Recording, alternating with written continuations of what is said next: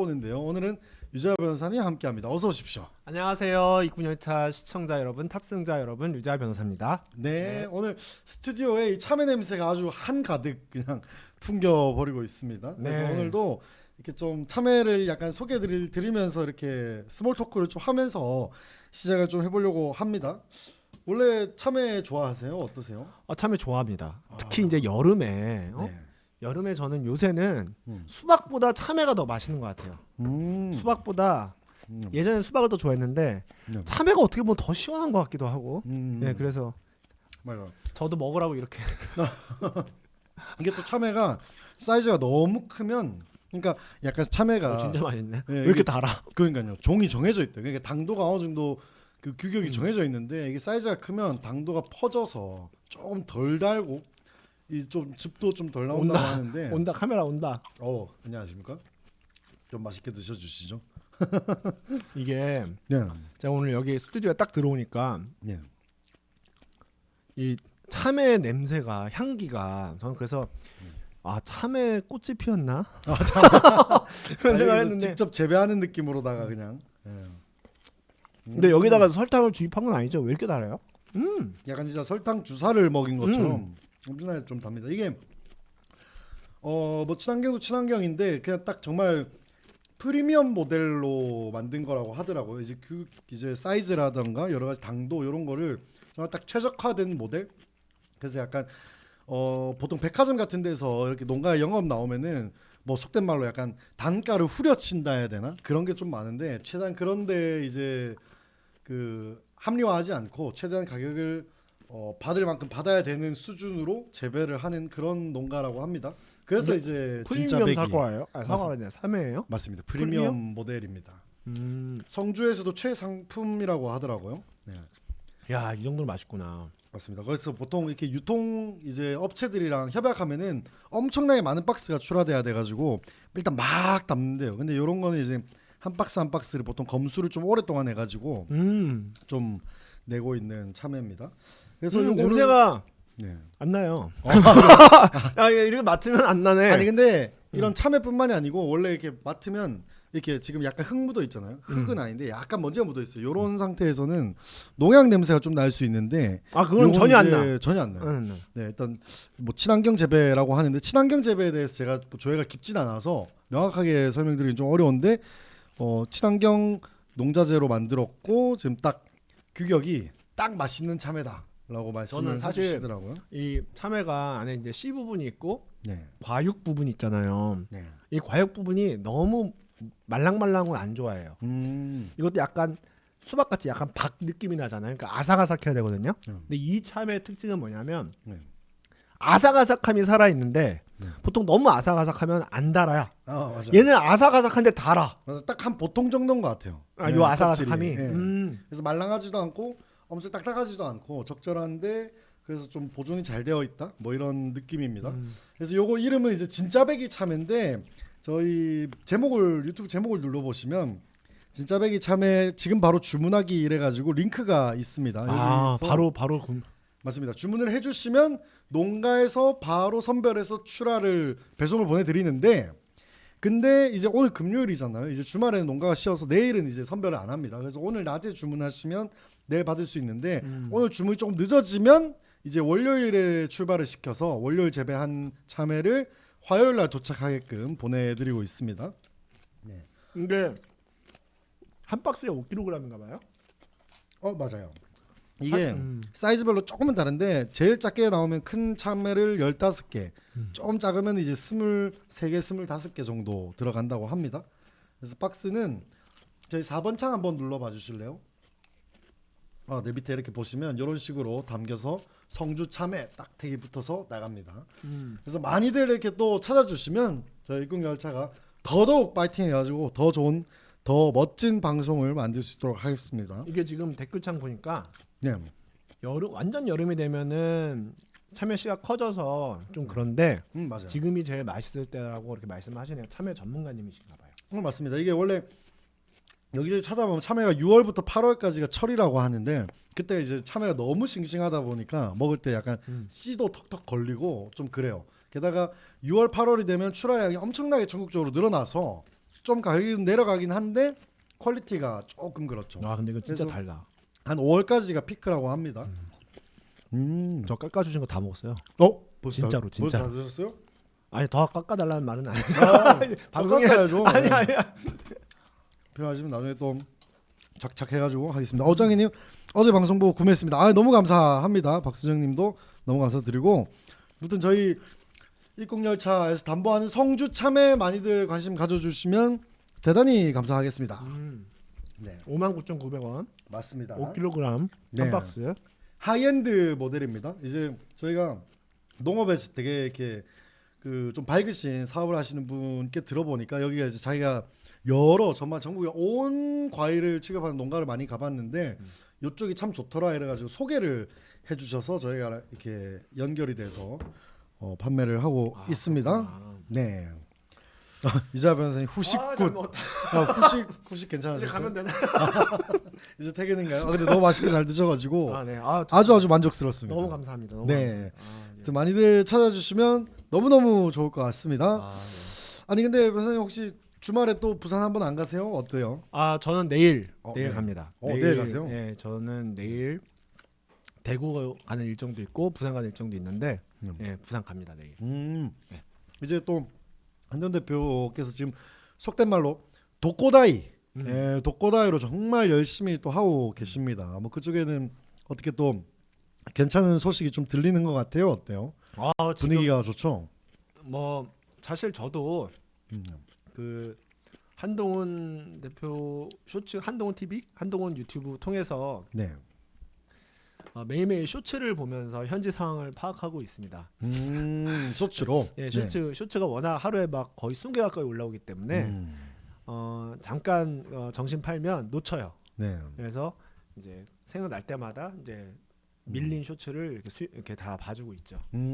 그러면서 근데 요즘 점점 쇼츠 퀄리티도 괜찮아지고 이제 멘트들도 하나하나 이제 정말 그 옥석 같은 멘트들이 하나씩 나오고 있어가지고 맞아요. 최근에 좀 괜찮아요. 뭐 가령 이제 술집에 갔더니 화통하신 이제 어르신분들이 딱 소주를 드시면서 딱 이 얘기를 와 진짜 여기서 볼 줄은 몰랐네 하면서 이제 내가 딱 보고 무슨 생각이 들었냐면은 존 F 케네디가 딱 생각이 났어 하면서 뭐 그런 얘기도 하시고 그리고 되게 최근 들어서는 그 최근 영상들을 보면 사투리를 엄청나게 이제 진짜 로컬 오브 로컬 정말 이제 해석이 안 될 정도로 많이 쓰시는 분들도 등장하고. 저는 이번에 사실 그 쇼츠 보면서 부산 사투리 많이 배우고 있어요. 그래요? 그러니까 이게 뭐뭐 한나예 뭐 이런 것도 이게 여기서 이게 부산 사투리구나. 그 막 보면 그런 거 있잖아요. 조상이 피곤하대 뭐 이제 좀 자매품으로. 맞아요. 조상이 시끄럽대 이런 건 이제 너 이제 내한테 이거 이제 얼굴 안 비추고 하면은 아주 속 시끄러울 줄 알아. 약간 이런 그거 시장에서 맞아요. 구포 시장 아주머니 같은데. 식당 아주머니죠. 기억이 나요. 조상이 피곤하대. 어디 가려고 그래? 폼 잡고 있나? 재밌어요. 그게 워낙 사실 쇼츠를 통해서 한동훈 대표가 이제 뭐 부산 시민들 만나는 것도 보지만 그 한동훈 대표뿐만 아니라 거기 함께 만난 시민들을 본 재미가 쏠쏠해요. 거기에 이제 뭐 예를 들어 마라탕 좋아하는 어린 마라보이즈. 학생 마라보이즈도 보는 것도 재밌고 그리고 시민들 이렇게 뭐 술자리에서 식사 자리에서 만나면서 이렇게 길거리에서 나누는 대화들을 들어보는 것도 재밌고 그래서 참 이게 제가 마치 부산 여행을 잠시 다녀오는 것 같은 그런 기분으로 저는 쇼츠를 보고 있어요. 약간 근데 진짜 서울에만 혹은 뭐 이제 부산 외 지역에서는 사실 지나가는 행인들끼리 뭔가 이제 그런 교류라든가 그런 게 없습니다. 그냥 철저히 이제 대한민국 개인주의 사회로 접어들고 있기 때문에 사실 남에게 관심이 크게 없어요. 동네를 돌아보면. 근데 부산은 꼭 약간 오지랖이 좀 있다 할까? 뭐 잘 좀 안 좋은 편으로 하면 오지랖인데 정이 있어가지고 약간 저는 뭐 하는 데고 저 사람은 뭐고 이런 게 좀 있어요. 그래가지고 약간 기웃기웃하는 것도 있고 막 보면 이제 오늘 결혼했어요 하는 이제 젊은 이제 신혼부부도 맞아요. 나오고 그리고 오늘은 영상 보니까 어떤 아저씨 동네 주민이신 것 같은데 막 내가 이번에는 진짜 투표 안 할래 해서 박형준 씨랑 투표 안 하려고 했는데 한동훈 선생님 나오신다고 하니 내가 투표장에 가려고 한다. 이거 완전 최근 못 봤다 이거. 그래요? 완전 최근 건가 한두 시간 전에 나왔어요. 그러니까요. 그래가지고 그 모습도 되게 인상 깊었고 아무튼 지금 분위기가 좋습니다. 그래서 저도 조만간에 이제 부산에 한번 종종 내려가서 이런 분위기들도 좀 살펴보고 그리고 외래어긴 하지만 제가 또 부산이 또 나와바리지 않습니까? 그래서 선후배 친구들이 굉장히 많아요. 그래서 역할이 큽니다. 예. 맞아요. 그 친구들 소식도 좀 듣고 그래서 현장 소식을 좀 듣고 아무튼 저희가 이쪽에도 도움을 드릴 수 있는 게 없을까 열심히 좀 찾아보고 있습니다. 여러분들 기대 많이 해주셔도 될 것 같아요. 열심히 준비하고 있습니다. 그 이제 북구 주민들이 그 전재수 의원을 얘기를 할 때 네. 전재수 의원님 뭐 아니면 전재수 의원 이렇게 얘기를 안 하시더라고요. 우리 재수. 그 재수. 우리 재수가 이제 재수 없다 이가 막 이렇게 가자는 거죠. 네. 그렇게 말씀을 많이 하시더라고요. 맞아요. 그러니까 보면서 야 전재수 의원이 어떤 식으로 부산 북갑 지역을 다졌구나 이걸 이제 느낄 수 있었는데 저도 그 당협위원장도 해보고 총선 출마도 해봤지만 사실 지역 구민들과 그런 관계를 갖는 건 굉장히 쉬운 일도 아니고 이제 독특한 방식이거든요. 그게 어디가 좀 그러냐면 공주부여 청양 이번에 박수현 의원이 네. 충남지사 선거에 출마하면서 이제 공석이 될 수 있는 그 공주부여 청양에서 박수현 의원이 그런 식으로 다 밭을 다졌어요. 그래서 어디 가면은 우리 수현이 어디 갔냐 이렇게 된단 말이에요. 그래서 그게 약간 북갑의 정서일 것 같아요. 정서 그런 게 있고 그런 걸 좀 많이 기대하고 그래서 제가 그런 차원에서 되게 반갑게 느껴지는 한동훈 대표에 대한 부산 주민들이 이제 부르는 호칭이 뭐냐면 한동후이. 한동후이. 이거는 그러니까 이거는 뭐 한 대표 뭐 동훈 씨 이런 것보다도 한동후이가 너무 누가 어디 서울에서 한동후이라는 말씀을 쓰지 않잖아요. 그러니까 너무 그 지역의 느낌이 물씬 묻어 나오면서도 되게 편하게 가깝게 정겹게 부르는 호칭 같아요.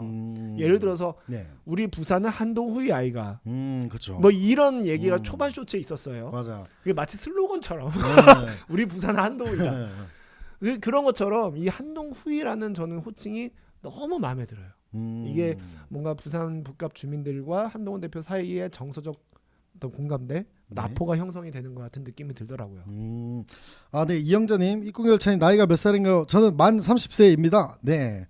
아무튼 그렇고 보면은 우리 쇼츠를 보면 약간의 이제 서울에만 계셨던 분들은 좀 오해할 수 있을 것 같아요. 그러니까 숨 쉬듯 물에 한 사람 저 사람 뭐야라고 할 수 있는데 약간 그게 또 정서인 것 같아요.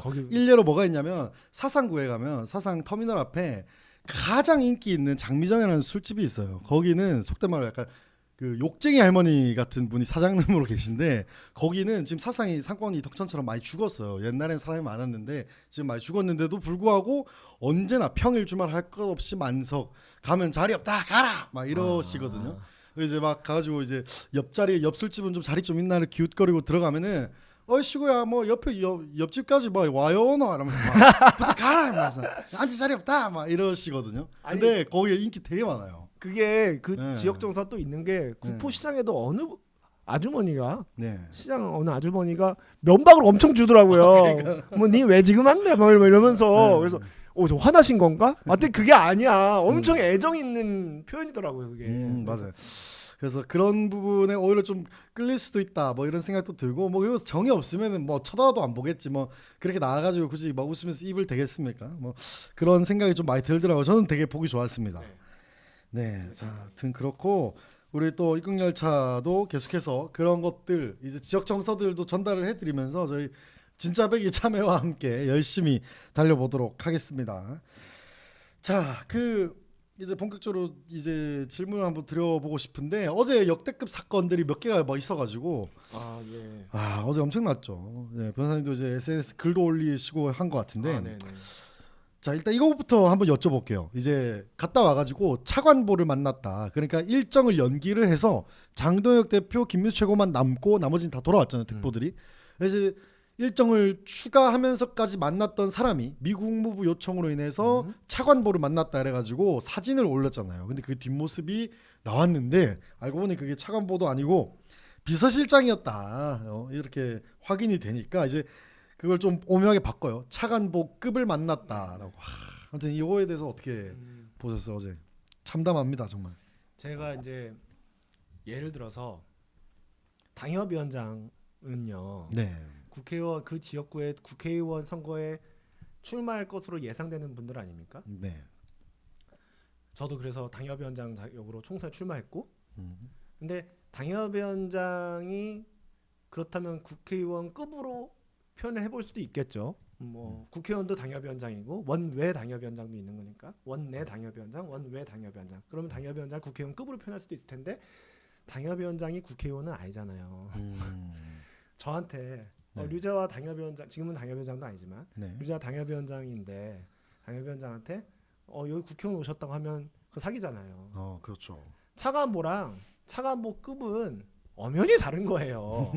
그건 엄연히 다른 거고 그 두 개를 혼동시키면 사기가 된다. 그래서 저는 이번에 그 장동혁 대표가 그 16일일 거예요. 4월 16일 미국에서 추가 일정을 추가로 연장해서 만난 국무부 인사가 차관보가 아니라 차관보급, 그러니까 차관 비서실장이죠, 정확히. 차관 비서실장을 만났다는 것은 사실상 전 대국민 사기극으로밖에 볼 수 없다고 저는 봐요. 대국민 사기극이다. 거짓말을 한 것으로 볼 수밖에 없다. 그러니까요. 이게 그 특보들도 막 계속해서 여기 더 있으면 욕 먹는다, 우리 들어가야 된다 했는데 심지어 그래서 국무부가 요청해서 우리는 추가적인 일정을 치르고 가겠다라고 했는데 이 요청한 것도 허위예요. 그러니까 허위까지는 아니더라도 거짓말입니다. 그러니까 국무부가 요청을 해서 남은 게 아니라 여기 장동혁 대표 측에서 방미 일정 치르는 팀에서 요청을 해서 회신이 왔다고 전해집니다. 그래서 배현진 의원도 이거 왜 이런 거 가지고 거짓말을 하냐 하나하나. 그러니까 이렇게 거짓말이 돼버리면 지금 이들이 방미 성과 있다 해봤자 그런 것들이 지금 다 희석되는 거지 않습니까? 성과가 물론 없지만 있어도 희석이 될 수밖에 없고 정치인한테 저 가장 큰 죄악이 뭔지 아세요? 어떤 거죠? 무능이에요. 무능. 정치인한테 무능은 변명이 되지 않습니다. 왜냐하면 공적인 일을 하겠다고 나온 사람이 무능하면 그 피해는 누가 봐요? 국민이 보잖아요. 정치인에게 무능은 죄악입니다. 저는 그렇게 생각해요. 그런데 더 나쁜 게 있어요. 정치인한테 거짓말은 그러면 자격 상실이에요. 실격이에요. 최악이죠. 죄악 수준을 넘어선 실격이야. 죄할 실격. 자격도 없는 거예요. 실격이다. 아예. 왜냐하면 정치인들이 하는 일이 뭐예요? 이렇게 하겠습니다. 저렇게 하겠습니다. 우리 공동체를 위해 내가 이걸 하겠습니다. 얘기를 하는 거잖아요. 근데 그게 거짓말이다. 그런 게 밝혀지면 그러면 그 말의 신뢰가 떨어지면 그 정치인은 무슨 말을 할 수 있게 되는 거죠? 정치인으로서 기본적인 자격 자체를 상실하게 되는 거예요. 그래서 저는 이번에 이제 차관보급 요 논란이 결국 장동혁 대표 그리고 국민의힘 전체에 미치는 영향은 단순히 국민의힘이 그리고 장동혁 대표가 무능한데 그치지 않고 기본적으로 정치할 자격을 상실한 거 아닌가. 저는 그렇게 굉장히 중대하게 보거든요. 그래서 지금 이거는 당대표 사퇴 사유가 아니고 이 정도면 저는 정계 은퇴 사유라고 봐요. 정계 은퇴 사유. 굉장히 저는 위중한 일이라고 생각합니다. 이게 단순히 실무상 착오로 차관보라고 얘기를 했습니다. 차관보급을 차관보라고 잘못 얘기했습니다. 이렇게 퉁치고 넘어갈 일이 결코 아닙니다. 차관보와 차관보급은 엄연히 달라요. 그리고 제가 이게 왜 대국민 사기극인지 말씀을 드릴게요.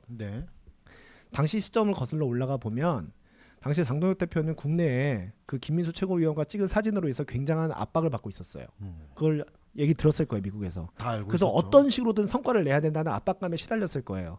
그러다가 정확한 경위 파악은 안 되지만 어쨌든 국무부가 요청했든 우리가 요청했든 국무부 인사를 만나게 된 거죠.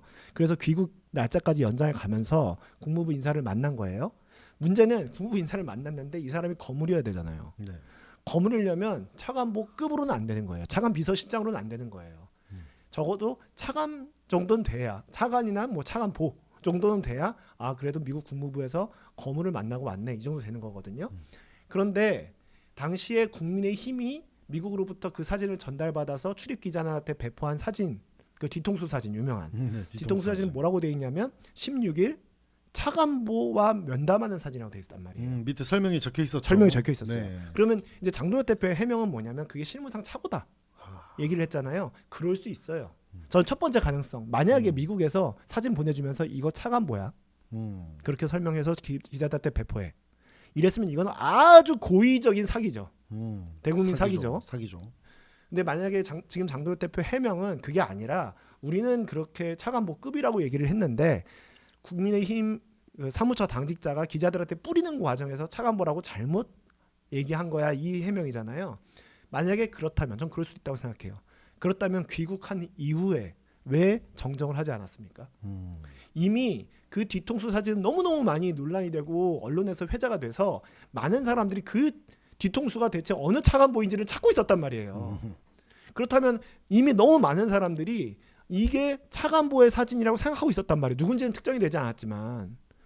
그렇다면은 그거는 차관보 급과 차관보는 엄연히 다른 것이고 실무상 착오로 차관보 급을 가리켜서 차관보라고 알렸다면 들어온 다음에 그걸 알게 됐을 거 아니에요. 네. 그럼 국민의힘에서 정정공지를 내야죠. 저희가 실무상 착오로 차관보 급이라고 표현을 했지만 차관보라고 표현했지만 실제로는 이분은 차관보 급의 미국 국무부 인사입니다. 이렇게 정정을 했어야죠. 그렇죠. 그래야 국민이 제대로 아는 거 아닙니까? 네. 근데 정정 안 했죠. 그냥 입 닫았죠.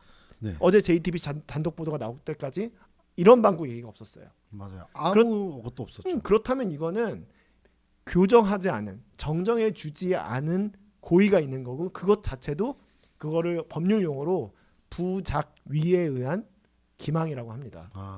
그러니까 알려줬어야 되는 걸 상대방이 엄연히 봐도 모르고 있어요. 착오에 빠져 있어요. 그러면 교정해줄, 정정해줄 의무가 생기는 거거든요. 근데 그거를 교정 안 했다? 그러면 애초에 내가 작정하고 사기친 거랑 똑같이 본다는 거예요.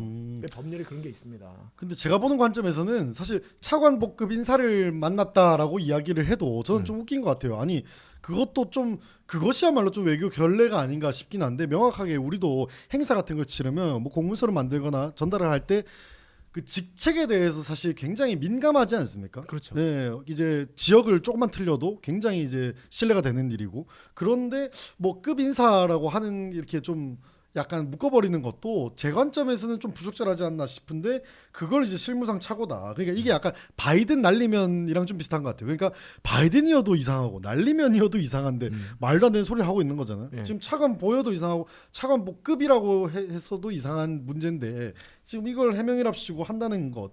그리고 좀 기자들이 질문하면 이거 엄청 뭉개고 가려고 해요. 자기도 민망한 줄 알겠죠. 네. 오늘 아침에 기자회견하고 질문을 받으니까 되게 뭉개고 가려고 그냥 하더라고요. 계속 뭐 미국 측에서 뭐 그걸 원하지 않았고 뭐 얘기를 하는데 뭐 원하지 않았을 수는 있겠죠. 하지만 제가 아까 말씀드렸다시피 일단 국민들이 잘못 인식하고 있으면 그럼 잘못 오해하셨어요라고 얘기를 해줘야 되는데 전혀 그러지 않고 입국 탓하고 있었다. 그러다가 JTBC 취재에 의해서 밝혀지니까 이제 와서 그건 별것도 아닌 실수다. 실무상 착오였을 뿐이다 하고 퉁치고 넘어가려고 했다. 이게 저는 문제라고 생각하고요. 그래서 이거는 사실상 작정하고 숨기려고 한 거, 작정하고 속이려고 한 행위랑 다르지 않고 그것은 정치인의 거짓말에 해당하고 정치인의 거짓말은 무능보다도 더 큰 문제다. 그래서 단순히 당 대표직 사퇴 사유가 아니라 정계 은퇴 사유에 해당한다. 이게 제 생각입니다. 그리고 또 아침에 그 기자회견에서 굉장히 저는 충격적이었던 게 당 대표한테 그 문제로 계속 질문이 쏟아지니까 갑자기 비서실장인 박준태 의원이 당 대표 이건 제가 대답하겠습니다 하면서 마이크를 뺏지도 않았지만 자기 앞에 있는 마이크로 갑자기 대답을 하고 끝냈어요. 저는 굉장히 무례한 행동을 했다고 생각합니다. 제가 그 자리에 기자로 있었다면 당신이 왜 대답하냐고 얘기를 했을 거예요. 왜냐하면 기자들은 언론인으로서 당대표한테 질문을 한 게 아니라 지금 제1야당 대표가 엄연히 우리 당의 재정으로 거긴 국민 세금도 들어가 있습니다. 당의 재정으로 미국 갔다 왔잖아요. 거기에 대해서 여러 가지 의혹이 있잖아요. 가서 성과가 있었냐, 차관보를 만났냐, 차관보급을 만났냐, 누굴 만난 거냐 여러 가지 의혹이 있으면 그거에 대해서 물을 권리가 기자들한테 있는데 그 기자들한테 그 권리가 있는 이유는 국민을 대신해서 묻기 때문입니다. 국민 앞에 당대표가 대답을 하는데 어디 비서실장이 끼어들어요. 그리고 이제 자기가 답하고 나서는 자기가 먼저 일어서더라고요. 그것도 황당해요. 더 충격적인 그 비서실장 미국 갔다 왔어요? 간 사람도 아니에요. 미국에 관해서 굉장히 사실관계에 관한 얘기들을 하고 있는데 그것도 기자들이 국민을 대신해서 당 대표에게 제1야당 대표에게 물어보고 있는데 미국에 가지도 않은 비서실장이 뭘 안다고 끼어듭니까? 대표가 대답을 하다가 실무적으로 지금 현재 미국 국무부와 이런 식으로 논의가 되고 있다고 얘기하는 과정에서 이건 비서실장이 더 잘하니까 실무적으로 지금 현재 소통 채널은 비서실장이니까 남은 부분은 비서실장이 대답하겠습니다. 이렇게 해주면 그때 말을 할 수 있는 거예요. 국민이 묻는데 어디 갑자기 엉뚱한 사람이 대답을 합니까? 자격도 없는 사람이. 그게 이 당이 그 정도로 망가졌다는 거예요. 너무 시스템적으로 모든 게 권위, 뭐 시스템, 뭐 절차 모든 것에 지금 망가지고 하자가 생겼습니다. 정말 엄청나게 지금 붕괴가 뭐 붕괴된 줄 우리가 어느 정도 알고 있었습니다만 너무나 큰 붕괴가 일어나고 균열이 일어나고 있다라는 생각이 드는데 자 오늘 기자회견도 충격인데 사실 미국 갔다 온 직후에 열었던 기자회견도 충격이지 않습니까? 보면은 그때 정확하게 정동이 이런 말을 해요. 지방선거를 위해서 나는 미국에 갔다 온 것이다 라고 했는데 사실 선거라는 것 정치라는 게 원래 저는 생색이라고 보는데 선거를 앞두고는 조금 더 편하게 뭔가를 해야 되지 않습니까? 근데 이게 다 보안이다. 오케이 근데 보안일 수 있어요. 혹시나 그게 뭐 안보에 관련된 여러 가지 보안 사항이 있을 수 있고 상대가 노출하기 꺼려할 수가 있습니다. 근데 그러면 적어도 이게 지방선거를 위해라는 말은 하면 안 되는 거죠. 지방선거를 위한다면 나 야당 대표로서 미국 가서 이런 거 했고 우리 야당이 이런 역할을 할 수 있다고 명확히 선언을 하고 왔다 뭐라던가 아무튼 득표에 도움이 되는 행동이 돼야 되잖아요. 네. 근데 지금 득표에 도움되는 게 하나도 없죠. 네. 그냥 지방선거를 위한다는 건 그냥 정치적인 그런 어떤 비난을 피하기 위한 하나의 변명일 뿐이죠. 아니 지금 소위 말하는 이제 극우 세력이라 한다면 정말 미국의 내정 간섭을 간절히 바라는 정말 아무렇지 않게 내정 간섭을 해주길 바라는 분들이 많지 않습니까? 그분들에게 조금 만족스러운 메시지를 전달하기 위함이 아니냐 사실 그렇게밖에 볼 수가 없어요. 하나씩 왜 갔지? 왜 갔다 와서 이런 행동을 하지? 소거를 하다 보면 결국 남는 건 그거밖에 없습니다. 나뭇가지 다 잘렸어요 지금 도저히 이유가 없어요. 제가 사실은 장동혁 대표가 미국 방문했을 때 가장 우려했던 게 지금 이재명 대통령이 그 미국과 이란 사이에 지금 전쟁을 하고서 그 중동 분쟁이 있잖아요. 그런 상황에서 이재명 대통령이 SNS에 경솔하게 이스라엘과 관련된 가짜 뉴스를 올려서 굉장히 이게 무리가 빚었습니다. 만약에 이제 이란과 이스라엘 사이에서 뭔가 균형점을 찾아가지고 뭐 호르무즈 해협의 통행 관련해서 우리 국익 관점에서 뭐 이재명 대통령이 그걸 지적해야겠다 하면 가짜 뉴스는 올리지 말았어야죠. 그러니까 굉장히 경솔했다 이런 부분에서 많은 비판을 받았는데 거꾸로 똑같은 논리로 국익에 관련해서는 여야가 없는 거잖아요. 그럼요. 그런데 야당의 당 대표가 미국에 가서 현재 우리 대한민국 어떤 외교의 문제점 이런 것들을 비판하는 취지의 메시지를 가지고 와서 그걸 국내 정치에 이용한다면 그건 어떻게 보면은 그쪽 내정 간섭이라고 얘기도 할 수 있겠지만 어떤 외부의 어떤 미국을 국내 정치에 개입시키는 거잖아요. 외세를 국내 정치에 개입시키는 거잖아요. 근데 그게 그런 식으로 국내 정치에 개입했을 때 미국과 이란 사이에서 이게 대한민국 국익 차원에서 뭐가 바른지 뭐가 지금 가장 적절한 행동인지 이걸 제대로 판단을 못하는 상황에서 그냥 개입시켰다가 그게 분열만 낳고 외교상의 어떤 혼란만 일으킨다면 그게 굉장히 저해하는 행위거든요. 그걸 하는 걸 저는 가장 두려워했습니다. 그냥 조용히 그냥 미국에 있다가 오면 좋은데 그게 아니라 이제 그런 식으로 하면 어떡하지 싶었는데 지금 장도 대표가 좀 그러려고 하는 아직 확실히 그렇다는 얘기는 하기 어렵지만 뭔가 자꾸 미국의 메시지를 통해서 국내 정치에 뭔가 영향을 미치려고 하는 그런 약간 행동을 조금씩 보여요. 근데 이게 까딱 잘못하면 이게 매국 행위로 비난받을 수 있고 이게 역풍이 불 수 있습니다. 그렇기 때문에 본인의 정치적 위기를 모면하기 위해서 미국 갔다 온 것까지는 알겠어요. 그런데 그게 단순히 정치적 위기를 모면하는 데 그치지 않고 역풍이 불어서 국민의힘의 지방선거에 큰 타격을 줄 수 있으니 더는 나가지 않으셨으면 좋겠어요. 자 그리고 오늘 기자들 질의응답 중에 저는 이것도 좀 충격적이었습니다. 어제 정말 충격을 금할 수 없는 여론조사가 나왔어요. MBS 전국지표조사에서 국민의힘 정당 지지율이 15% 나왔습니다. 3배 하고도 몇 퍼센트 더 차이 나요 민주당이랑. 자 15% 정말 충격적인 수치인데 15%는 상징적이에요. 왜냐하면 득표율 15%는 선거비 보전과도 관련이 있기 때문에 15%는 굉장히 상징적인데 여기에 대해서 어떤 생각을 가지고 있냐 기자가 여쭈보니 다른 조사들이랑 좀 다르게 거기는 좀 떨어졌더라 뭐 이런 반응을 보여요. 정확히는 이제 지지율 15%뭐 다른 조사들도 있더라. 추이가 다른 조사들도 있는데 그건 그렇게 나왔던데 어떤 이유에서 그렇게 나온 건지 제가 한번 살펴보겠다. 뭐 이런 얘기를 합니다. 그러면서 내가 사퇴한다고 해서 지방선거에 도움이 되겠습니까? 뭐 이런 얘기도 곁들였어요. 어떻게 좀 보셨습니까? 전 정말 충격이었습니다. 지금 15%로 이제 창당 이래 최저 정당 지지율이죠. MBS 조사상. 그런데 오늘 갤럽 조사에서는 20% 지난주보다 또 떨어졌던데요. 그러니까 이게 MBS 조사가 튀는 조사가 아니라 그 장동혁 대표 머릿속에 어떤 조사를 말하는지 모르겠지만 오히려 그 조사가 튀는 조사인 거예요. 지금 당의 그 지지율이 떨어지는 것은 어떻게 보면은 굉장히 공통된 일관된 흐름인 것이고 그 본인의 사태가 그런 지방선거 승리에 영향을 미치느냐 이런 절대 그렇게 생각하지 않는다 이렇게 얘기를 했잖아요. 장동혁 대표의 사태야말로 지방선거 승리의 첫 번째 공식이에요. 그렇죠. 그거를 왜 지금은 이젠 윤석열 전 대통령 문제는 이젠 넘어갔어요. 윤석열 대통령 이제 다들 기억도 안 합니다. 윤석열을 대체할 수 있는 그 윤석열 노선을 그대로 승계한 장동혁 대표라는 존재가 있기 때문에 이제 윤석열 전 대통령 얘기는 하지 않아도 돼요. 장동혁 대표가 윤석열이라는 사람이 가지고 있었던 모든 비난 가능성 이런 것들을 그냥 본인이 다 짊어지고 있어요. 본인이 사퇴를 해야 윤석열 노선과 우리 당이 완전히 결별했다는 신호가 되는 거고 그리고 그 장동혁 대표가 대표직에 있으면서 한동훈 대표를 비롯한 많은 정치인들을 숙청해내는 그런 숙청 정치를 감행했는데 그걸 극복하고 보수를 통합하려면 결국 장동혁 대표 그 장본인인 장동혁 대표 본인의 사퇴밖에 방법이 없는 거거든요. 그런데 내가 사퇴한다고 지방선거 승리에 영향이 있겠느냐?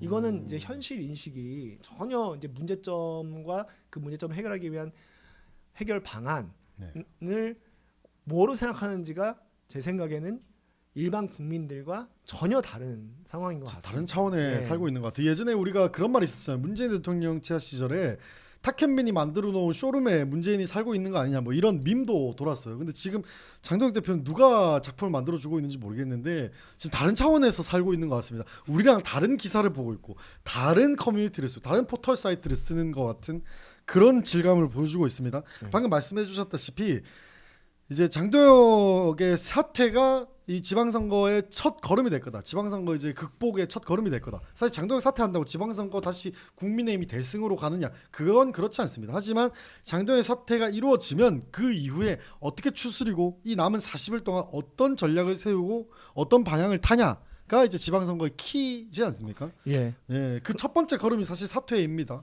그걸 두고 내가 사퇴한다고 지방선거 도움이 되겠느냐 하는 건 현실 인식이 굉장히 좀 떨어진다라고 볼 수밖에 없어요. 제가 이제 사실 현실적인 저는 우리가 보수잖아요. 보수는 현실 인식에 탄탄한 현실 인식에 기반을 해야 돼요. 객관적인 현실 인식에 기반을 해야 되는 건데 장동혁 대표는 전 사퇴 계속 앞으로도 안 할 것 같습니다.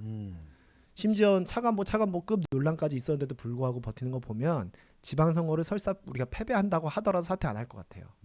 그렇다면은 이제는 우리는 장동혁 대표 사퇴를 물론 요구할 수 있지만 거기에만 목을 매서는 안 돼요. 그건 그거고 어쨌든 지방선거는 지금 성큼성큼 다가오고 있지 않습니까? 그러니까 지금 있는 지방선거에서 마지막 남은 지방 권력이라도 어느 정도 사수를 해서 이 이재명 민주당 정권의 어떤 무도한 행태들을 최소한이라도 견제할 수 있는 힘을 가지고 있어야 되거든요. 그렇다면은 그 첫 걸음이 장동혁 대표의 사퇴일 수 있다라는 거는 저도 동의합니다만 거기에 우리가 목맬 수는 없다. 그냥 그건 그대로 두고 또 우리가 할 수 있는 일은 그대로 또 해나가야 된다는 생각이 들고요. 그게 뭐냐면 바로 부산 북갑에서부터 시작하는 동남풍을 어떻게든 불러 일으켜야 된다는 거죠. 장동혁 대표는 그대로 두고 이제 독자 선대위 한다는 거잖아요. 여기저기에서.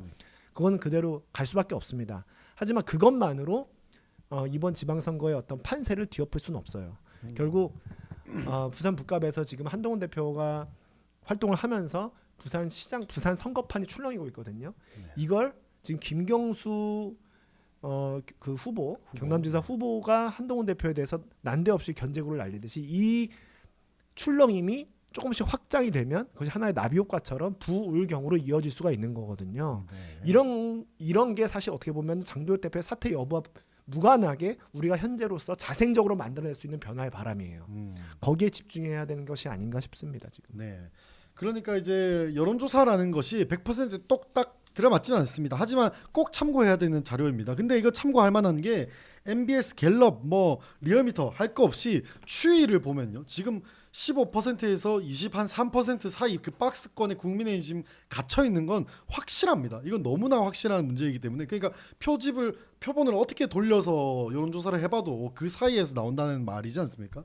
그렇기 때문에 지금 여기보다 더 내려갈 데는 없습니다. 사실 어떤 분은 이제 한 자릿수 가나 뭐 얘기하는데 한 자릿수까지 가는 거는 뭐 굉장히 비현실적인 네, 그거는 일이고요. 15%면 정말 바닥이죠. 갈 때만큼 간 거예요. 바닥이라고 네, 봐야 됩니다. 네. 더 내려가면 정말 그 영역은 심연입니다. 심연. 심해이고 심연이기 이미 때문에 거의 당 붕괴 상태라고 봐야 돼요. 맞습니다. 15%라는 수치는 네. 지금 사실상 양단제처럼 움직이고 있는 한국 정치에서 15% 수치를 그 정당 지지율을 한 정당 기록하고 있다는 것은 네. 그 당은 사실상 문 닫은 상태라는 걸 의미해요. 더 내려갈 데도 없습니다. 정말 내려갈 데가 없습니다. 정말 끝도 없는 어둠으로 가고 있는데 이걸 극복하기 위해서 방금 말씀해 주셨다시피 지금 부산에서는 훈훈한 또 동남풍이 불고 있습니다. 그런 부분을 우리가 최대한 좀 거세게 받아봐야 되겠는데 어제는 또 이제 요새는 기사를 보면은 패닉, 콤마 뭐 이런 말들도 많이 나와요. 정말 굉장히 사실 정치 용어로서는 가장 극단적인 표현이라고 할 수 있습니다. 패닉, 콤마 이런 상태는요. 그래서 그런 데서 콤마가 정말로 왔는지 어제는 최고위에서 정말 거친 협박까지도 난무했지 않습니까? 후보자라 하더라도 교체할 거다. 해당 행위하지 마라. 지금은 민주당이랑 싸워야 할 때다라고 하는데 정말 지금 민주당이랑 누가 싸우고 있는지 정말 저는 이거를 누가 좀 데이터화 시켜서 좀 보여줬으면 좋겠어요. 유효타부터 해가지고 그냥 유효 슈팅 그다음에 슈팅 이렇게 나누잖아요. 그런 걸 어느 정도 좀 우리가 객관화될 수 있는 데이터로 좀 봤으면 좋겠어요. 그것도 지금 객관화된 데이터 줘도 안 믿을 거예요. 진짜 아니 뭐 지금 김민수 뭐 이런 막 박민영 이런 사람들이 지금 정말로 민주당이랑 싸우고 있습니까? 그 사람들은 어떻게든 지금 그 한줌뿐인 이러면서 극단 지지자들을 뭐 비하하고 그런 식의 행동만 하고 있는데 정말 이게 굉장히 답답합니다. 아니 근데 제가 또 그걸 여쭤보고 싶었어요. 자, 그럼 지금 후보자가 확정이 거의 다 됐잖아요. 뭐 기초의원, 광역의원 좀 남았는데 대부분 다 됐습니다. 자, 예를 들어서 5월 한 2일 날 지금 다 막 27일 뭐 박형준, 오세훈 등록한다 이런 말이 있던데 그 이후에 만약 박형준이 나 한동훈이랑 연대해야 돼 뭐 이런 얘기를 했어요. 그럼 장동혁이 박형준 선 넘어서 해당 행위했어 너 아웃 이렇게 날려버리면 이거 가처분 대상 아닙니까? 그렇죠. 지금 후보 등록하는 기간이 있어요. 지방선거 후보 등록하는 기간이 5월 중순이거든요. 한 2, 3일 정도 주어져요. 이제 그 전에 뭐 예를 들어서 5월 2일, 뭐 3일 이럴 때 갑자기 장동혁 대표가 공천 취소하잖아요. 그러면 5월 10 그러니까 5월 중순에 있을 그 후보 등록 때까지만 재공천하면 돼요. 그리고 물론 그 난데없이 공천 취소당한 사람은 법원에 가처분할 수 있겠죠. 이제 그런 상황이 발생하는 건데 만약에 5월 중순 후보 등록 기간이 종료된 이후에 예를 들어서 박형준 시장이 후보 등록을 완료했어요. 그리고 후보 등록 기간도 끝났어요. 그 이후에 공천을 취소하면 국민의힘은 그 지역에 공천을 못 합니다. 후보 없이 나가는 거예요. 후보 없이 선거를 치르게 되는 거네요. 그렇기 때문에 그럴 수는 없죠. 없다. 그래서 장동혁 대표의 협박이 먹히는 시점은 제 생각에 뭐 지금도 별로 안 먹힐 것 같긴 한데 하여튼 먹히는 시점은 아주 우리가 보수적으로 잡아도 후보 등록 기간 때까지다. 그 이후 지나면 어떠한 협박도 안 먹힙니다. 그러니까요. 지금 이거 말도 안 되는 이런 독재를 하려고 해도 사실 개꿈입니다. 그럴 일은 전혀 없다는 말씀을 드리고 그 와중에 우리 또 오창숙님께서 계좌 후원 보내주셨네요. 너무나 감사합니다. 참여와 함께 열심히 또 도와주시면 저희 일꾼열차 좋은 방송 만들어 가도록 하겠습니다.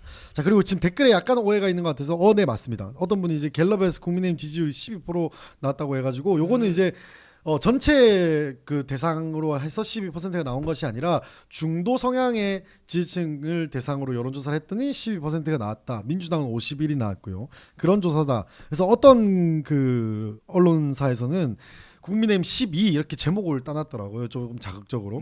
그래서 그건 이제 명확하게 내용까지 보면 중도층에서 12%를 받았다. 사실 중도에서 10이 나왔다. 이것도 말도 안 되는 거죠, 사실. 그렇죠. 중도야말로 정말 땅 따먹기의 영역이라고 할 수 있는데 참 그러니까 그런 말도 안 되는 겁니다. 중도층이 저 정도 수치가 나온다는 얘기는 전통적으로 양당의 텃밭이라고 했을 때 호남이나 영남 말고는 다진다는 거예요. 그러니까 왜냐하면 나머지 지역은 경합인데 중도가 완전히 저렇게 등을 돌려버리면 다 민주당 찍지 않겠습니까? 그래서 굉장히 심각한 지표고요. 뭐 그리고 전체 갤럽에서 국민의힘 정당 지지율이 20% 중도 말고 전체 국민을 대상으로 한 정당 지지율이 20% 나온 것도 굉장히 하락한 수치죠. MBS는 15%잖아요. 그건 더 말할 것도 없고요.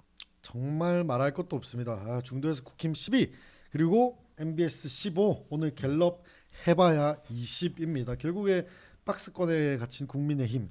자, 근데 요즘 좀 행보를 보면요. 제가 최근에 도는 짤이 있어요. 그러니까 지난 전당대회죠. 당대표를 뽑는 장동영이 당대표로 선출이 했던 전당대회 때 토론회를 보면 자, 나는 지방선거 당대표가 됐을 때 지방선거 패배하면 당대표 사퇴할 것이다 라고 했을 때 4명의 후보가 전부 동그라미를 자신감 있게 빡 듭니다. 장동혁도 바로 그냥 동그라미를 딱 세워놔요. 자, 그러면 이제 많은 사람들이 상식적으로 생각하겠죠. 이번에 지방선거만 패배하면 장동영은 사퇴하겠구나. 근데 요즘 행보를 보면 사퇴 안 하고 지방선거 결과에 무관하게 그 이후에 본인의 행적까지도 이제 뭐 그거 유튜브 나가서 막 얘기를 하고 그래요. 그러면은 제가 그런 생각을 해봤습니다. 이거 기준점 자체를 자기네들이 그냥 말장난을 하겠구나. 그러니까 이 정도만 돼도 우리는 이런 어려운 상황 속에서 젖잘싸 하면서 임기를 마치지 않을까 생각이 드는데 어떻게 보세요? 저는 장동혁 대표가 임기를 마치려고 한다고 그렇게 생각해요. 근데 본인의 그냥... 의사로 그 사퇴하지는 않을 것 같아요. 절대. 네, 장동혁 대표가 품고 있는 대권이라는 큰 꿈을 위해서라도 자기 발로 내려오면 안 됩니다. 그러니까 이제 장해찬 같은 경우에도 한 방송에 나가서 그러잖아요. 지금 국민의힘의 상황을 보면 서울, 부산 정도만 가져와도 저는 국민의힘이 정말 잘했고 잘 싸웠고 성공했다라고 보여집니다. 뭐 이런 얘기를 해요. 그때가 불과 한 3주 전 정도 되니까 아니 그러면은 그 국민의힘이 안 좋은 상황 자체를 장동혁이 만든 거 아닙니까? 그러면 애초에 그 판 서울 부산만 이겨도 잘 싸운 것 같은 판을 만든 것도 장동혁이고 지금 그 3주 전보다 상황이 더 안 좋아졌으니까 이 판을 만든 것도 장동혁인데 그러면 지금은 이제 뭐라고 할 겁니까? 광역 의원 우리가 한 40%만 가지고 와도 성공한 거다. 뭐 점점 줄어드는 거 아니에요? 뭐 예를 들면 상징적으로 우리가 호남의 기초의원 1명을 배출했다. 뭐 이러면서 나중에 이래서 사퇴 안 한다. 뭐 이런 얘기를 할 수도 있을 것 같이 정말 그냥 말도 안 됩니다. 저는 극단적으로 대구시장 내줘도 사퇴 안 하려고 할 것 같아요. 대구시장 지금 난리 났는데 대구시장 지금 보면요 여러분 김부겸이 40 이상 계속 나오고요. 국민의힘 후보 아직 확정은 안 났습니다. 유영아, 이진숙 저기 추경호까지 넣어도 전부 20%대예요. 차이가 굉장히 많이 나오고 있습니다. 점점 벌어지고 있어요. 게다가 민주당은 이 기세를 몰아가지고 막 민주당 의원들 막 40명 대구 가가지고 김부겸 뭐 지지하면서 축하 퍼포먼스도 하고 지금 대구에서 난리가 났습니다. 힘 있는 여당 시장 뽑아주십시오. 와 정말 보면 요새 아찔해요. 정말 제 주변에도 대구 산다는 애들 보면 그래도 김부겸이가 안 되겠나 뭐 이런 얘기 많이 합니다. 정말 이것도 최악인데 진짜 말씀대로 대구시장을 내줘도 사퇴를 안 할 것 같은 경북도지사 하나 가져와 놓고 이거 했지 않냐. 그런 다음에 제가 예상을 해본다면 이거죠. 경북도지사 예를 들어서 하나만 얻었어요. 광역자치단체장 중에. 그럼 뭐라고 얘기하냐면 첫 번째 남탓. 이렇게 처참하게 당을 분열로 이끈 한동훈 대표를 비롯한 당내 친한계 의원들이 원흉이다. 이렇게 얘기를 할 거예요. 심지어 무소속인 당 쫓아냈고 무소속 인사한테 당내 분열에 대한 책임을 돌리는 기상천외한 논리를 들이댈 수가 있습니다. 첫째가 그렇고요. 두 번째는 당의 대표는 당원들의 자유의지의 총합이잖아요. 나의 진퇴는 나 개인이 혼자 결정할 수 있는 것이 아니다. 당원들의 뜻을 물어야 된다. 그래서 오늘 저는 결단합니다. 전당원 투표를 통해 당원들의 의사를 묻고 당의 진정한 주인인 당원들의 뜻에 맞춰서 저의 진퇴를 결정하겠습니다. 재신임 투표를 하겠다. 재신임 투표를 해서 만약에 다시 재신임이 된다. 그러면 여러분의 당원들의 그런 자유의지의 뜻을 받들어 내가 그 총화로서 총합으로서 당대표의직을 엄숙히 다시 수행하면서 다시 이 당을 이끌어내고 그리고 남은 사람들 더 좀 수청 좀 해가지고 깔끔하게 이 당을 순결화시켜가지고 여러분들의 그 위대한 뜻에 내가 복무하겠습니다 하면서 당대표직위를 계속 이어가려고 할 공산이 큽니다. 정말 큰일입니다. 파란색 위에 서가지고 여기는 빨간색입니다. 빨간색 위에 서서 여기는 초록색입니다 정도로 우리가 말도 안 되는 소리를 지금 듣고 있습니다. 자 이렇게 되니까 요새 미국 갔다 온 걸 두고 정말 너무나 큰 논란이 되고 있으니까 한동안 잠잠하던 이 홍위병들도 아주 그냥 선불 맞은 멧돼지처럼 날뛰고 있습니다. 며칠 전에 이제 박민영이 그저께인가요? 무슨 글 쓴 거를 제가 오늘 방송에 쓰려고 캡처를 하려고 오늘 다시 들어가 보니까 지웠더라고요. 그 내용이 이랬어요. 뭐냐면 아니 그 윤결연 그 선언문을 예전에 의총에서 발표했지 않습니까? 네. 거기에 대한 앙금이 아직도 있었는지 아니 살다 정치인들이 지지자를 끊어내라는 선언을 해놓고 어떻게 지지율 오르길 바라냐 뭐 지지자가 이런 누구야? 말이었어요. 윤석열 그러니까 윤호개인 지지자들을 우리가 끊어내자 어. 이런 선언문이었지 않습니까? 그 말을 두고 박민영은 어떻게 정치인이 저 지지자들을 끊어내자는 말을 하냐, 그런 말도 안 되는 소리 하는 사람들을 아직 남겨두니까 지지율이 이 모양 이 꼴하신 거다, 뭐 이런 말을 썼었는데 지웠더라고요. 뭐 자기도 뭐 이상한 줄 알았겠죠. 사실 말도 안 되는 거죠. 자기는 무슨 한줌 무슨 뭐 할머니들 무슨 말도 안 되는 지지자들을 향한 그런 정말 말도 안 되는 모욕을 얼마나 많이 했습니까? 근데 자기 행동은 모르고 그런 말을 한다? 저는 굉장히 부적절하다고 생각해서 쓰려고 했는데 아무튼 지웠다라는 생각이 들고, 그리고 또 김민수 와 막말을 아주 시원하게 막 하고 있습니다. 제가 말들을 한번 좀 읊어드리자면, 당대표랑 싸우듯 그간 민주당과 싸웠으면 대통령이 탄핵이 됐겠나, 당이 이 모양 이 꼴이겠냐라고 하면서 열심히 뛰는 당대표 사사건건 발목만 잡더니 이제 물러나라 압박까지 하시는 당의 그늘에서 곱게 크신 영감님들, 몇십 년간 당을 위해 뭘 했고 당을 얼마나 발전시켰나, 당의 발전과 변화를 위해 발걸음 접고 물러서 달라. 그리고 고성국 TV 나가서는 고성국이 방미 전체를 이렇게 매도하는 걸 현장에서 들은 우리 김민수 최고 입장은 어떻냐라고 하니까 욕할 뻔했다, 뭐 이런 얘기까지 했습니다. 와 참 정말 착잡합니다. 예, 어떻게 좀 이걸 볼 수 있을까요? 아 솔직히 근데 방향타를 잃었나요? 좀 언급할 가치가 없어서 언급할 가치가 어떻게 너무 없다. 하면은 최대한 덜 언급하면서 마무리를 지을 수 있을지 고민인데요. 네. 근데 이제 제가 그 중에서 이렇게 할게요. 그 중에서 조금 공감 가는 얘기는 있어요. 어떤 거죠? 사태가 이 지경까지 온 데에는 네. 여러 사람들의 책임이 섞여 있죠. 어느 한 사람의 책임으로만 다 귀속시킬 수 없는 복합적인 사정이 있습니다. 사람 관계가 다 그렇듯이. 하지만 그 책임의 경중은 다 나뉘겠죠. 근데 그 중에서 절대 적은 부분을 차지하지 않는 큰 책임을 지는 분들이 있습니다. 그게 바로 당내 이른바 중진 의원들이에요. 이게 선수가 낮은 사람, 초선이나 재선 분들은 뭐 국회의원 된 지가 얼마 안 됐기 때문에 목소리의 파워가 그렇게 크지 않다고 하지만 뭐 3선 이상, 4선, 5선, 6선 한 이 중진 의원들은 당이 이렇게 무슨 아까 불 맞은 멧돼지라고 했나요? 그런 사람들이 이렇게 미쳐 날뛸 때 거기에 대해서 중심을 잡아주고, 특히 이제 보수정당은 결국 질서, 안정을 중시하는 핵심 가치로 하는 정당이잖아요. 네. 그래서 그런 질서와 안정을 해치는 그런 하극상이 펼쳐졌을 때는 네. 자제시키고 그리고 중심을 잡아서 뭔가 당을 정돈하는 그런 역할들을 중진들이 나서서 해야 됩니다. 근데 윤석열 전 대통령이 재임 시절부터 계엄을 거쳐 탄핵 이후 지금까지 온 때까지 국민의힘의 중진 의원들이 모이면 중진의 힘으로이라고 우리가 조롱만 당했지, 실제로 중진다운 어떤 무게감 있는 당을 바로 세우는 그런 목소리를 낸 적은 없어요. 그래서 중진의 힘이라고 많은 사람들이 국민의힘을 조롱하지 않았습니까? 그래서 저는 김민수 최고가 얘기한 것 중에서 그래도 좀 저도 굳이 공감하는 걸 하나 찾자면, 국민의힘의 현역 의원들, 그중에서도 중진 의원님들이 조금 더 적극적으로 역할을 진작부터 많이 해주셨으면 우리가 조금 더 좋은 상황에서 지방선거를 맞이할 수 있지 않았을까라는 아쉬움은 저도 공감합니다. 그러니까 어른이 어른답게 국민의힘 중진들을 놓고 항상 놓여지는 비판입니다.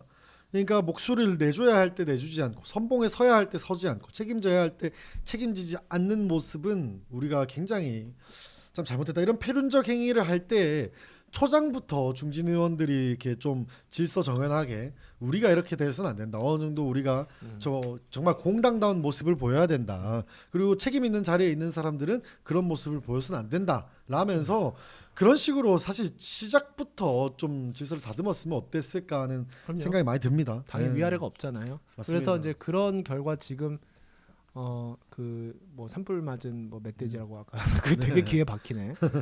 그런 분들이 뭐 예를 곱게 늙은 뭐 영감님들 네. 이런 모욕적인 표현까지 듣게 되는 거죠. 네. 하여튼 방미 전체 매도하는 걸 보고 욕할 뻔했다. 우리가 욕할 뻔했습니다. 욕할 뻔한 사람은 저는 욕했어요. 저도 욕했습니다. 죄송하지만 진짜 이런 안할 수가 XX가 없었어요. 무슨 네. 이런 XX 같은 걸 욕했습니다. 하는 거야. 정말 너희 뭐 하는 거야. 차라리 그럴 거면 한국에 돌아오지 마. 이런 얘기까지도 많이 듣고 있었습니다. 정말 법인 카드를 참담합니다. 뺏어야 됩니다. 맞습니다. 자, 그러면은 이제 어느새 시간이 좀 많이 지났습니다. 그러면 이제 딱 이 피곤한 장동혁 이야기 말고 우리 재밌는 또 부산 이야기를 잠깐 한번 했으면 좋겠습니다.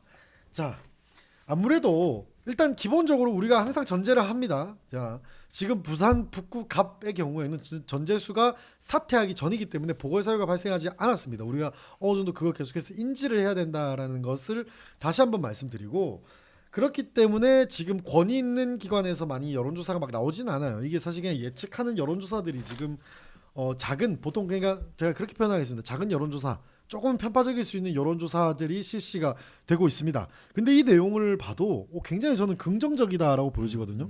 짧게 한번 언급을 드려보자면 지난 4월 19일 20일간에 펜앤마이크에서 여론조사 공정, 요거는 근데 북갑 유권자가 아니라 부산 전체 유권자 802명의 대상으로 한 거고요. 요거는 하정우 30.1, 한동훈 26.7, 박민식 14 이렇게 나왔습니다. 자, 그리고 그 인사이트 경기, 뭐 소위 말 사람들이 말씀하시기를 강용석 뭐 여론조사라고 하던데, 아무튼 어느 정도 관계가 있는 기관이라고는 합니다. 거기서 부산 북갑 유권자 505명 대상으로 한 거는 하정우 31, 한동훈 26, 박민식 21 나왔어요. 자, 이게 저는 굉장히 긍정적이라고 보여지는데 변호사님 보시기엔 좀 어때요? 예, 말씀하신 대로 아까 우리 사회자께서 말씀하신 여론조사가 이제 뭐 표본 수도 적고 이제 좀 어떤 정확도 신빙성이 그렇게 이제 높다고 알려진 그런 여론조사 회사들은 아니기 때문에 이제 감안해서 보셔야 되긴 합니다. 네. 하지만 지금 어쨌든 부산 북갑의 경우에는 보궐사유가 확정적으로 발생하지는 않고 또 각 당의 후보가 누가 나올지도 확실하게 정해지지 않은 상태에서 펼쳐지는 여론조사이기 때문에 굉장히 정치 고관여층만 응답을 할 가능성이 큽니다. 그래서 응답률이 굉장히 낮고 이 상황에 대해서 잘 인지하고 있는 분들만 응답을 할 텐데, 그런 경우에는 일반적으로 양당 중심으로 여론조사 결과가 나올 수밖에 없어요. 정치에 대해서 관심이 많은 사람은 당에 소속돼 있거나 굉장히 강력한 지지층이잖아요. 강성 지지층의 확률이 높습니다. 그렇기 때문에 각 당의 강성 지지층들이 아무래도 당색에서 벗어나지 못하는 여론조사 응답을 할 가능성이 굉장히 높은데, 굉장히 놀라운 거는 무소속이라는 걸 명확하게 표시했음에도 불구하고 한동훈 무소속 한동훈 후보가 이제 그 여론조사 선상에 올렸을 때 이번에 대충 2등 민주당 후보 다음으로 2등을 차지했잖아요. 네. 이거는 지금 고관여층 중심으로 응답할 수밖에 없는 시기를 감안했을 때 굉장히 충격적인 결과예요. 왜냐하면 이게 이제 선거가 더 가까워지면 더 많은 사람들이 이제 한동훈 대표가 여기에 출마를 한다는 걸 알게 되고 굉장히 많은 사람들이 이제 여론조사나 아니면 투표장에 가게 되잖아요. 그럴 경우에 한동훈 대표 지지율이 지금보다 훨씬 더 높아질 가능성이 커요.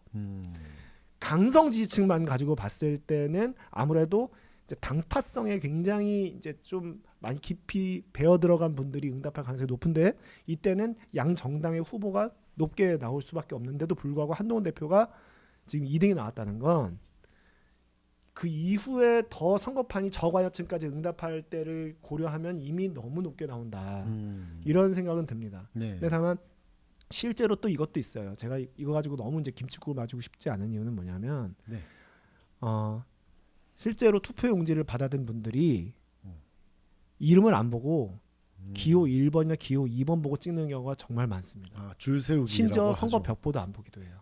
정말 많은 분들이 정말 줄지어서 부산시장 선거, 부산 북갑 선거 두 개 받을 거 아니에요. 그리고 구의원, 시의원 다 있잖아요. 네, 교육감까지. 이거를 딱딱딱딱딱 이렇게 빨리 찍거든요. 하나하나 숙고하지 않아요.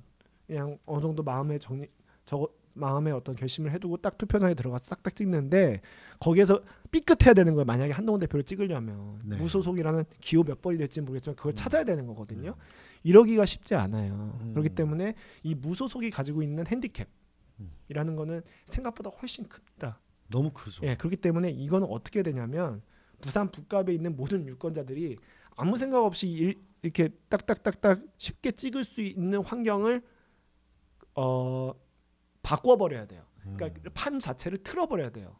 한동훈 대표가 출마하는 선거판으로 만들어 버려야 돼요. 그래서 유권자가 투표장에 가는 이유가 한동훈이라는 이름 석자를 투표용지에서 확인하기 위해서 간다 할 정도로 이 선거를 굉장히 핫하게 만들어야 됩니다. 그래야 관성에서 벗어난 투표 행위를 하게 됩니다. 그래서 그걸 위해서 지금 열심히 한동훈 대표가 북갑에서 뛰고 있는 거죠. 그리고 저는 그런 게 중요하다고 생각해요. 그러니까 투표율이 지선 같은 경우에 원래 안 나오잖아요. 많이 안 나옵니다. 총선이나 대선에 비해서.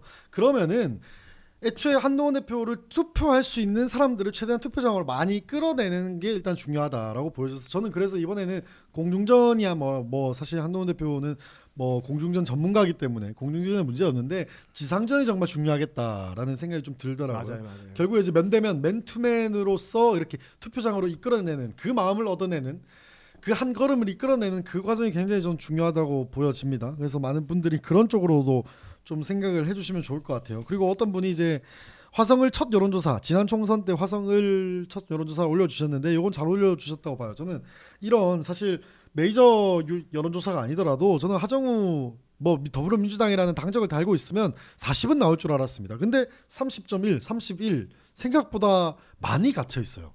이제 초반 분위기를 살펴보는 여론조사라고 해도 생각보다 너무 갇혀 있다. 근데 하정우는 사실 이거를 막 끌어올릴 수 있는 절대 그럴 만한 사실 캐릭터는 아니잖아요. 그래서 오히려 지금 오히려 좀 긍정적이지 않나. 낙천적인 말씀을 드리고 싶지는 않은데 뭐 그런 면에서 굉장히 긍정적이다라고는 볼 수 있을 것 같아요. 네.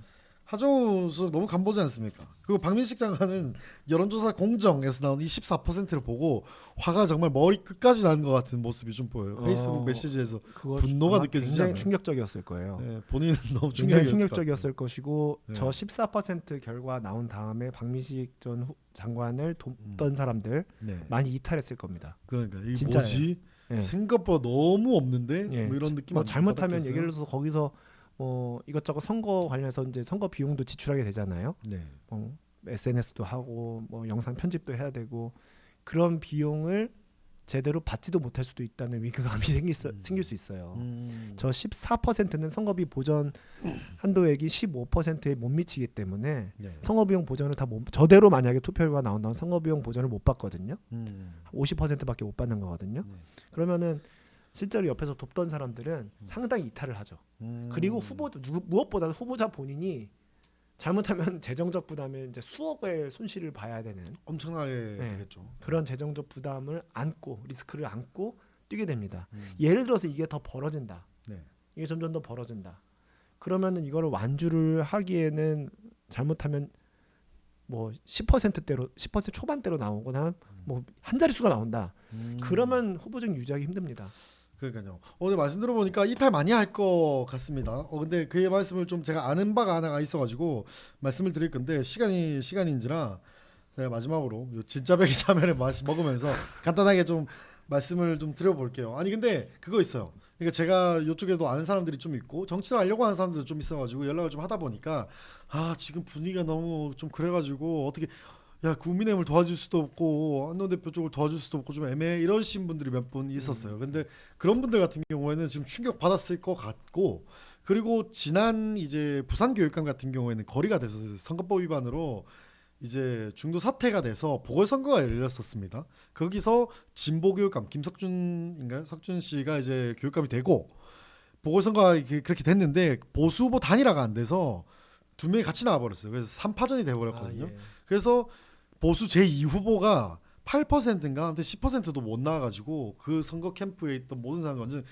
풍비박산이 나가지고 난리가 났었던 사건이 있습니다. 그래서 이번에는 아름아름 이렇게 시당에서 도와주던 것도 일체 지원을 해주지 않고 교육감 선거가 고립이 좀 됐다고 하더라고요. 지금 분위기가. 근데 그런 것처럼 약간 그런 캠프 분위기가 이렇게 될 수도 있겠다 싶으면은 막 이탈자가 나올 수 있는 난파선에서 뛰어내려야죠. 그게 네. 한번 무너지기 시작하면은 무슨 뚝 무너지듯이 와르르 무너져요.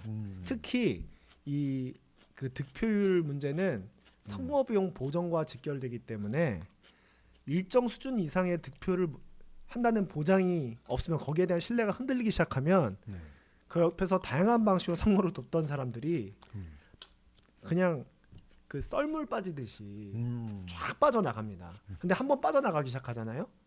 그러면은 그거 보면서 걷잡을 수가 없죠. 걷잡을 수 없이 패닉 상태가 돼서 와르르 무너져요. 그렇기 때문에 지금 박민식 전 장관은 저 수치를 보고서 아마 캠프가 있었을 것 같은데 그래도 꽤 오래 전부터 내려가서 열심히 하고 계셨으니까 캠프 차원에서는 상당한 타격을 받았을 거예요. 아마 이탈이 있었을 겁니다. 맞습니다. 지금 굉장히 충격을 받았을 거다라는 말씀을 끝으로 저희 또 방송 이제 시간이 마무리할 시간이 됐습니다. 우리 여기 진짜배기 참여 여기 설명란에 가시면은 스마트 스토어로 연결되는 링크가 있습니다. 하이엔드 끝판왕 참외니까 여러분들 많이들 찾아서 정말 맛있는 여름을 맞이하면 좋을 것 같습니다. 정말 달콤합니다. 네, 정말 달콤합니다. 보증을 하겠습니다. 저희 국열차가 진짜요. 보증하는 진짜배기, 진짜 보수, 진짜배기 참외. 네, 많이들 찾아주시면 좋겠습니다. 아무튼 오늘도 좋은 말씀 너무 감사드립니다. 감사합니다. 그리고 시청해주신 분들, 댓글 달아주신 모든 분들 너무나 감사합니다. 아무튼 다음 주 똑같은 시간에 뵙도록 하겠습니다. 고맙습니다. 감사합니다. 네.